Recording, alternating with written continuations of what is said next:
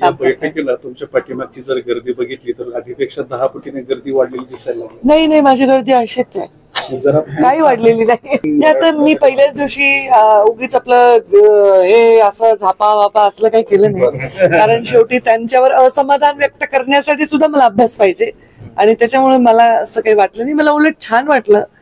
पशुसंवर्धन या विभागामध्ये खूप करण्यासारखं आहे आणि पर्यावरण जिथे खूप करण्यासारखं आहे, जिथे खूप चॅलेंजेस आहे, तेच डिपार्टमेंट मध्ये काम करण्यामध्ये मजा नक्कीच आहे आणि मला खूप धनंजय मुंडे यांचा राजीनामा मागितला जातो म्हणजे विरोधाकडे.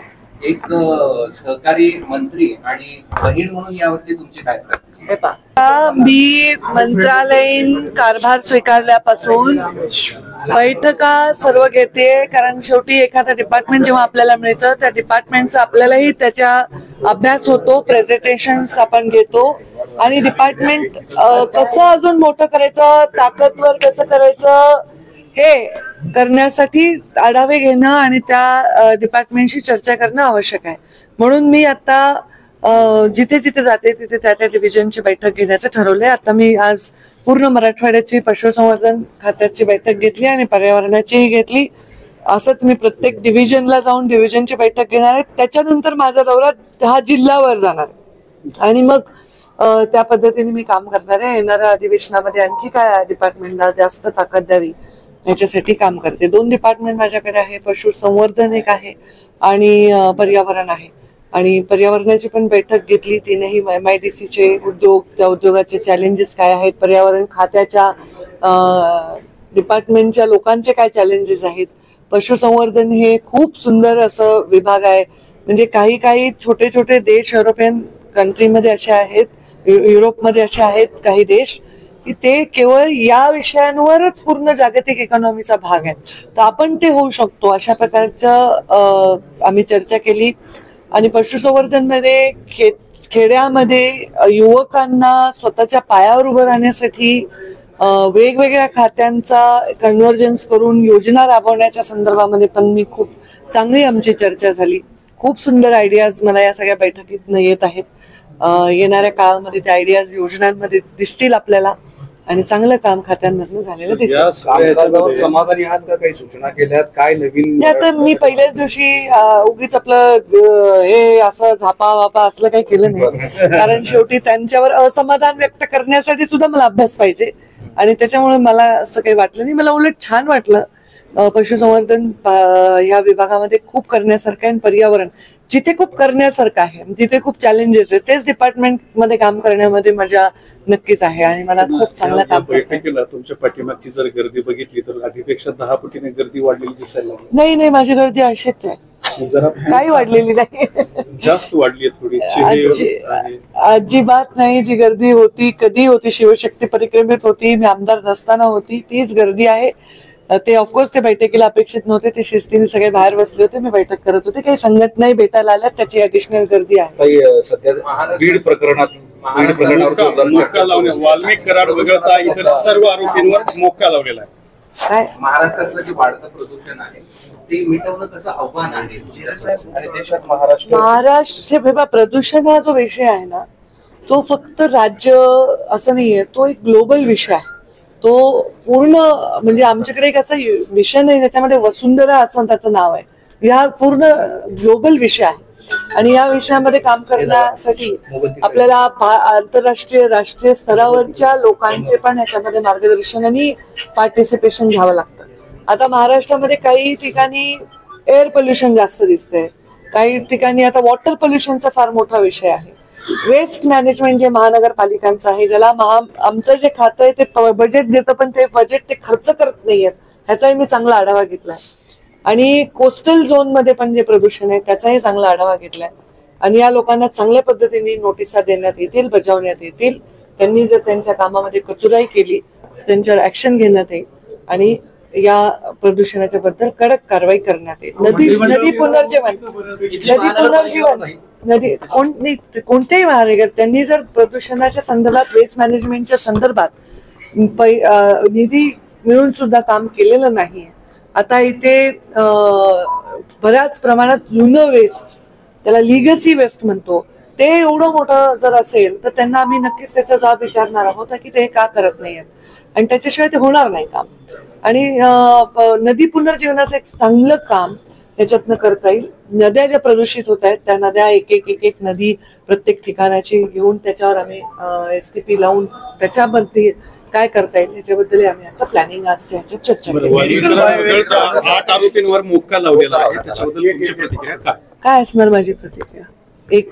मला माहिती नाही लावलेलं आहे म्हणून. आता याच्यावर गृह मंत्रालयाने कार्यवाही केली असेल तर, आणि मला माहित नाही, मी बैठकीत होते तर काय काळात काय घटना घडल्या तर ह्याच्यामध्ये काय प्रतिक्रिया असेल. ह्याच्यामध्ये गृह मंत्रालयाने एखादा निर्णय घेतलाय तर ते नक्कीच आमचे मुख्यमंत्रीच आमचे गृहमंत्री आहेत आणि त्यांनी आश्वासन दिलेलं आहे फ्लोअरवर विधानसभेच्या की मी योग्य कारवाई करेन, कडक कारवाई करेन. आणि त्यांनी केलेली कारवाई आहे एका तरुणाचा निर्घृण हत्या झाली आहे. त्यामुळं कारवाई जर त्यांनी केलेली असेल आणि ती कोणावर केली, तुम्ही नाव घेताय त्यांचं कारवाई वेगळी आहे आणि ज्यांनी हत्या केली आहे त्यांची कारवाई वेगळी आहे. त्यांनी काय केलंय, तुमचा प्रश्न बरोबर आहे का? प्रश्न बरोबर आहे का? तर मग ते मला तपासावं लागेल. मला माहित नाही का, मी आत होते. तर त्यांनी जी कारवाई केली असेल ती कारवाई विचारांतीच केली असेल. इन्व्हेस्टिगेशन हस्तक्षेप योग्य नाही. राजकारण केलं जाते असं आता सगळ्याच बाजूने चर्चा. खरं कालच पुण्यामध्ये एका तरुणीची इतकी वाईट हत्या झाली. एका माणसाने, एका मुलाने, म्हणजे तिच्या मित्राने तिला सगळ्या लोकांसमोर मारलंय. आणि ह्या घटना सगळीकडे घडत आहेत आणि ह्या सगळ्या घटना घडत आहेत ह्या वाईट आहेत. दुष्ट प्रवृत्ती आणि निर्घृण हत्या ह्या आपण आणि अत्यंत पाशवी अत्याचार आपण बघतोय. तर या घटना थांबवण्यासाठी कडक शासन केलं पाहिजे असं मला वाटतं. आणि कारण होतं या बीडच्या घटनेवरून कोणतीही घटना जेव्हा होते, मग ती एखाद्या 2 गटातलं भांडण असो, 2 समुदायांमधला प्रश्न असो किंवा अशी एखादी निर्घृण हत्या असो, ही घटना ज्यांना त्याच्यात राजकारण करायचंय त्यांच्यासाठी तर एक मंचच आहे ना. बीडच्या या सगळ्या घटनेवरून धनंजय मुंडे यांचा राजीनामा मागितला जातो, म्हणजे विरोधाकडे. एक सहकारी मंत्री आणि बहीण म्हणून यावरची तुमची काय प्रतिक्रिया? मी ह्याच्यावर प्रतिक्रिया देण्याआधी मी एक कोट करेन की ह्याच्यावर अजित पवारांनी प्रतिक्रिया दिली आहे. ते उपमुख्यमंत्री आहेत आणि राष्ट्रवादीचे ते सर्व आहेत आणि त्यांनी प्रतिक्रिया जी दिली आहे त्या प्रतिक्रियेला काउंटर करण्याचं माझं काही कारण नाही. ते जर म्हणतायत की त्यांना जोपर्यंत शोध लागत नाही तोपर्यंत कारवाई करणं अनुचित आहे, आणि जर अजित पवार म्हणतायत की जर शोध लागला, कोणाचाही संबंध असेल तर त्याला सोडणार नाही, आणि मी काल त्यांचं वाक्य अगदी माझंही असेल तरी मला सोडणार नाही, तर हे त्यांनी म्हटलंय. त्यामुळे ह्या विषयाला रोज काय नवीन बाईट मिळू शकतील तुम्हाला. सुरेश धस जे तुमच्याबद्दल बोलतायत की पंकजाताई तुम्ही गप्प का आहे, तुम्ही बोलत असं ते त्यांचा सवाल आहे. आता मी बोलतेच आहे ना, आता कुठे गप्प आहे? कोणाच्या सवालांना उत्तर द्यायचं मी काही कारण नाही. मी पहिलं पत्र दिलं या महाराष्ट्रात ते SIT लावा म्हणून, आणि ह्याच्यावर मी परवा विस्तृत प्रेस घेतली. तुमचाच होमवर्क कमी आहे, तेच प्रश्न विचारता तुम्ही. तुम्ही प्रेसला तुमच्या TV9चा कॅमेरा होता, तुमचा ABPचा होता, Zee24चा होता, पुढारीचा, सगळेच होते. मी विस्तृत प्रेस घेतली याच्यावर. माझ्या बोलण्यामुळे हे राज्य हलणार असतं तर मग ह्या गोष्टी हे पहिले का नाही बोलले? ज्या अनेक गोष्टी ते आता बोलतायत ते मागच्या 2 वर्षात का नाही बोलले? ह्या सगळ्या प्रकरणामध्ये स्पेसिफिक परळीचं गुन्हेगारीकरण याच्यावर बरीच आता चर्चा होऊ लागली. मग एका वर्षामध्ये 109 मृतदेह आढळून आले वगैरे.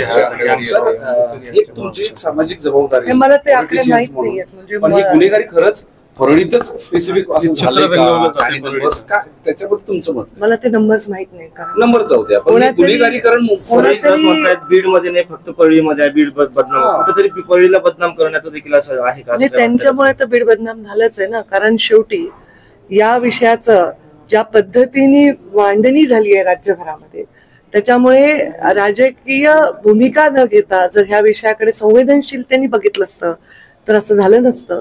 आम्ही बीडमध्ये राहतो आणि बीडमध्ये आम्ही रोज राहतो. एक महिला आहे, मी आज बीडमध्ये काम करते, एक महिला राजकारणी आहे. बीड ज्या जिल्ह्याने एका स्त्रीला नेता म्हणून स्वीकारलाय. खासदार राहिलेले आहेत तिथे केशर काकू क्षीरसागर, रजनीताई पाटील, प्रीतम मुंडे, विमलताई मुंदडा पालकमंत्री राहिल्या आहेत. मला वाटतं ज्या जिल्ह्यामध्ये लोक इतके स्वाभिमानी आहेत की सगळ्यात कष्टाचं जीवन असणारे ऊस तोडणारे माणसं मायग्रेट होऊन बाहेर काम करतात, त्या जिल्ह्याचे स्वाभिमानी असते ना. नाही तर दरोडे करायला गेले असते लोक, काम करायला कशाला गेले असते बाहेर. त्या जिल्ह्याच्या विषयी अशा घटनेने तो जिल्हा बदनाम होत असेल तर माझ्याकडे आता म्हणजे RTI मधून प्रत्येक जिल्ह्यातल्या घटनांचा आढावा आहे. मला माहितीये की पुणे जिल्ह्यात किती घटना घडल्यात. अजूनही मुळशी पॅटर्नच्या हत्या चालू आहेत. नागपूरमध्ये परवा मी अधिवेशनात असताना एका महिलेला पेट्रोल भरत असताना तिने एका तरुण लोकांवर थांबवलं म्हणून नाक घासून तिला पायावर चपलेवर तिला माफी मागायला. अशा अनेक घटना राज्यभर घडत आहेत आणि म्हणून ही घटना निर्घृण आहे. तिचा आम्ही तीव्र निषेध केलेला आहे, वेळोवेळी केलेला आहे. तुम्ही मलाच का सिद्ध करायला लावताय की मी बोलत नाहीये, मी हे करत नाहीये? माझी भूमिका काय आहे? मी पर्यावरण मंत्री आहे. माझ्याकडे ती भूमिका असती तर मी त्या भूमिकेत बोलायला पाहिजे. दुसऱ्यांच्या भूमिकेत हस्तक्षेप करणं माझं काम नाही. आणि माझे मुख्यमंत्री जेव्हा विधानसभेत शब्द देत आहेत त्याच्यानंतर परत परत मी त्या विषयाला फार वेगळ्या पद्धतीने हवा देणं हे योग्य असं वाटत नाही. पालकमंत्रीपदाचा जो मुद्दा आहे, पालकमंत्रीपद तुमच्यात आणि धनंजय मुंडे यांच्यामध्ये जी रस्सीखेच आहे त्याच्या काही रस्सीकेच नाहीये. तुम्ही काही बोलू नका, काही बोलताय तुम्ही. आणि किती बालिशपण आहे तुमचा. माझे विषय काय, तुम्ही बोलताय काय? तुमची भूमिका काय आमच्यात रस्सीकेच आहे? तुमचं मी त्याला निवडून आणण्यासाठी प्रचार केलाय, त्यांनी माझ्यासाठी केला. आम्ही दोघं एकमेकांच्या युतीमुळे आम्ही एकमेकांवर काम करतोय. रस्सीकेस असायचं काय कारण? मी तर सांगितलं की पालकमंत्री देवेंद्र फडणवीस किंवा अजितदादांनी व्हावं, आमची काय हरकत नाही. एक मुद्दा शेवटी एक म्हणला की ऊसतोड कामगारांच्या संदर्भात उल्लेख केला होता. एक महामंडळ स्थापन केल्यानंतर त्याचं कार्यालय सुद्धा स्वतंत्र अजून नाही, त्याच्या खुर्च्या सुद्धा. दुसऱ्या विभागाचा विषय मी चर्चा करेन. मंत्रिमंडळ हे प्रश्नांची उत्तरं आतापर्यंत जे सत्तेत होते ते जास्त देऊ शकतील. मी तर आता 10 दिवस झाले सत्तेत.